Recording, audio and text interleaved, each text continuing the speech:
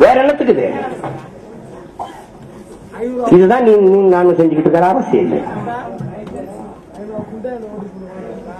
என்ன இருக்குது உனக்கு அதிகாரம்? என்ன உரிமை இருக்குது? என் தாயை எரியூட்டிய அந்த இடத்திலே என் தாயின் புனித சாம்பலை நாங்கள் எடுத்து வருவோம், அதை உலகம் முழுமைக்கும் கொண்டு சென்று கொண்டாடுவோம். தமிழர் நெஞ்சத்தில், இல்லத்தில், உள்ளத்தில் ஏந்தி சுமப்போம் என்று கருதி என் தாயின் புனித சாம்பலோடு 3 சிங்கள நாய்களையும் கொன்று எரித்து சாம்பலோடு சாம்பலாக கலந்து நிறுத்தியிருக்கிறான சிங்களன். இதைவிட உலகத்தில் ஒரு கொடுமை உண்டா? கருணை பேசுகிற, மனிதநேயம் பேசுகிற இந்த உலக நாடுகள் தன்னை போல பிறரையும் நேசிப்பாயாக ஆமென் என்று அனுதினமும் தேவாலயங்களில் ஜெபிக்கிற தேசங்கள் அவர்களைப் போல எங்களை நேசிக்க மறந்தது ஏன்? வாய்கிழிய மாந்தநேயம் பேசுகிற இந்த தேசாதி தேசத்தின் தலைவர்கள் எங்களை மனிதர்களாக கூட பார்க்காதது ஏன்?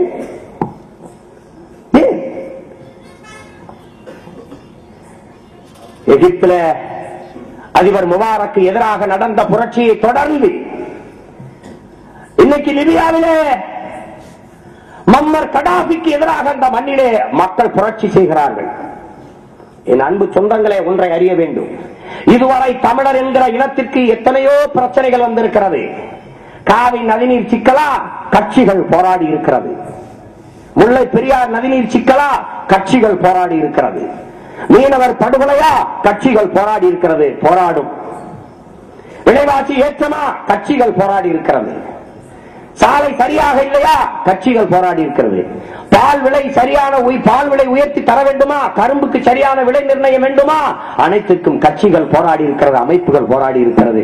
என் அன்பு தமிழ் சொந்தங்களே, இந்த எதில் ஒரு போராட்டத்தையாவது மக்கள் எழுந்து போராடி இருக்கிறார்களா என்று நீங்கள் சிந்தியுங்கள்.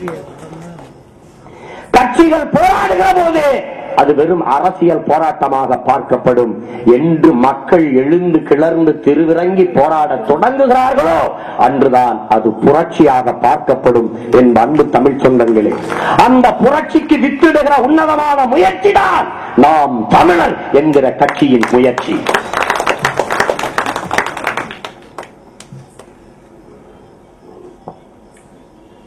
என்ன இருக்குது? லிபியால இன்னைக்கு மக்களை அடிக்கிறான் கடாபி, குண்டு வீசுறான். உடனே அமெரிக்கா கண்டிக்கிறது.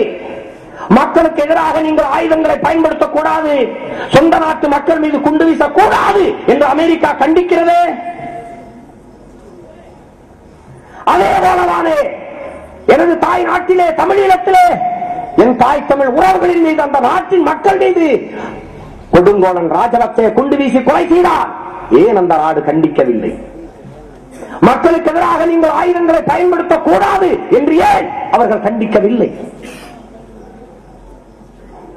எகிப்திலும் இன்னைக்கு லிபியாவிலும் நடக்கிற போராட்டத்திற்கு காரணம் என்ன? வறுமை, ஏழ்மை, வேலையின்மை, பசி, பட்டினி, அராஜகம், அடக்குமுறை, சர்வாதிகாரம், தொடர்ச்சியாக நடத்தி வருகிற குடும்ப ஆட்சி. ஏன் லிபியாவில் எகிப்திலே நடக்கிற புரட்சியை எல்லா நாடும் ஆதரிக்குது, இந்தியா ஆதரிக்கல? ஆதரிக்க முடியாது. ஏன்னா லிபியாவையும் எகிப்தை விட கொடுமை இந்தியாவில் இருக்குது. அதே நிலைமை, அதே அடக்குமுறை, அதே சர்வாதிகாரம், அதே குடும்ப ஆட்சி 65 ஆண்டுகள் நடக்குது. இந்தியாவில் நடக்குதா? இங்கேயும் அளவு நடக்குது. அதனால ஆதரிக்க முடியாது. அந்த போராட்டம் மாதிரி இவன் போராடுவான்.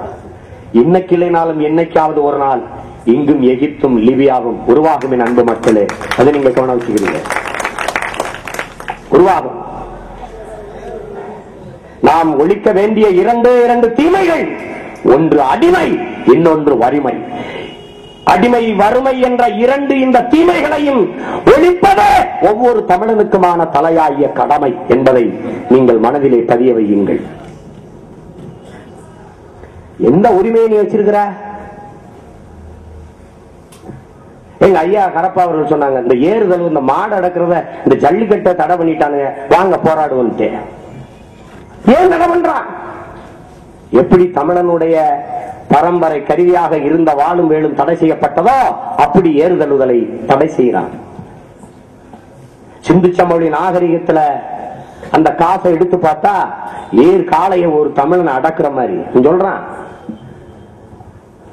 பேசுகிற போது எங்கள் அண்ணன் காசி ஆனந்தன் குறிப்பிட்டார்கள், அம்பேத்கர் அவர்கள் சொல்லுகிறாங்க இது இந்து தேசம் எல்லாம் சொல்ல முடியாது, ஏன்னா இந்த நாடு முழுக்க பரவி வாழ்ந்தது தமிழை தாய்மொழியாக கொண்ட நாகர்கள் என்று சொல்றாரு.